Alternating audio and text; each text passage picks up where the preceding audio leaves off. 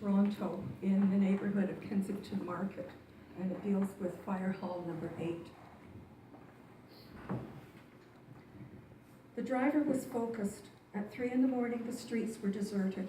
He rolled through stop signs and red lights, taking the quickest route to their target. The fire chief rode shotgun in the search and rescue vehicle. He briefed the 4 in the back of the rig what to expect and gave them their assignments. He wanted them geared up and ready for action the moment they arrived. 2, in and out as quick as possible. 2, outside and ready. Their adrenaline was pumping as the rig braked. Drew and Quan threw open the rear doors, jumped down and grabbed their tools. They gave the building a quick assessment. 1 apartment above a store. Their boss outlined the floor plan, the location of their target. They donned masks and other 2 assumed position at the entrance. The door was unlocked, the place in darkness. Drew took the lead. By the time they reached the top of the stairs, both men were walking bent over, barely able to see their feet. When they entered the apartment, their headlamps could no longer penetrate the thickening smoke. Drew placed his left hand on the wall and counted off the doors as they crawled forward. 3rd on the left. The door was closed but gave off no heat to his gloved hand. Hoping this was a good sign, he entered. Quan took his post outside the door.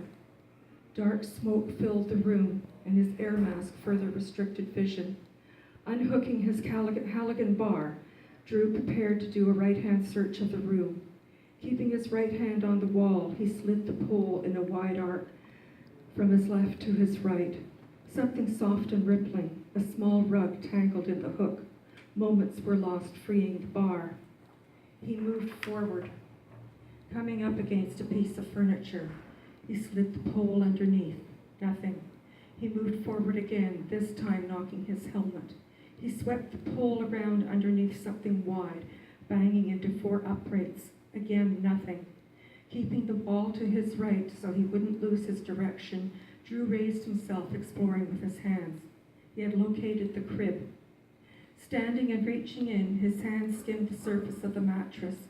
Finding the infant, he lifted a still body and cradled it in his left arm. He found a blanket and draped it over the small face and body. The smoke and gases were thicker.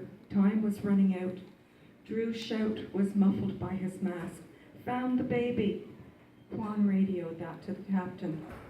As Drew got back down on the floor, he noticed a glow along the floorboards in the corner behind him. The captain's voice came over the radio. "Get out now! Active fire in the store below you!" "Quan, tell the captain 1 more to find, then get in here. Start searching on the left. The boy has to be here somewhere." With his hands full, progress around the room was much slower.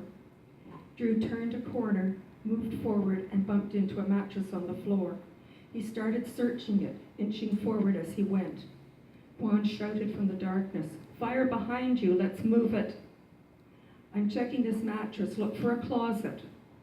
The room began to crackle as naked flames shot up the corner. Drew shuffled forward, sweat beading his brow. Quan shouted, "Found the closet." Precious moments passed. Heat rose sharply in the room. He rummaged around until he found a small, whimpering body. It's okay, we'll get you out of here." He held the child in his left arm. "Hang on to my neck." Finding a piece of clothing, he held it to the boy's face. "Breathe into this." By now, Drew had reached his partner. Go, he urged.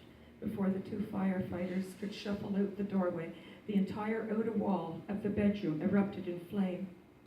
Tuning to their right into the hallway, they counted off the doors until they reached the exit. "Get out now," commanded the captain over the radio. Drew managed to toggle his microphone. "Leaving. We've got 2 to hand off."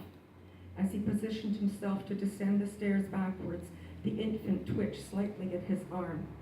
Relief surged through him. The stillness of the little body had been weighing heavily in the back of his mind. At the bottom of the stairs, the 2 firefighters handed the children over to the other members of the rescue team and jogged along beside them. "They need oxygen." The baby was in the crib, in the smoke, longest. The boy's mattress was on the floor. "I found him in the closet." Quan bent in close. That was the smart thing to do, little buddy. The boy just stared ahead. Their captain, Leo Hall, greeted them with a pat on the shoulder. Good work, you two. Get some water into yourselves. 1 minute. Drew watched as the paramedics began working on the children. There was something strange about the baby's eyes. He wanted a closer look. He removed his helmet and mask and wiped off perspiration with the back of his hand. Light and noise bombarded him. Above the sounds of the other crew working the fire, a woman's voice cried out, "Let me see Carly, let me see my baby." Drew took hold of her shoulders as she rushed in. "You have to let the paramedics do their job. And look, your little boy is just over there." He guided the mother to the second ambulance. "Oh, Gabe, you're safe. Mama's here, Gabe." "Gabe, honey, what's wrong with him? He doesn't look at me." "He's in shock. He'll be okay soon. You'll see." "Damn it, Marie, stop bothering people and let them work." A man grabbed her arm and pulled roughly. "Hey, it's cool. Come on over here with me to the command center. We'll get some coffee into you. Careful of those hose lines." Drew wrapped a blanket around the young mother. She was shivering, having escaped in only a thin housecoat.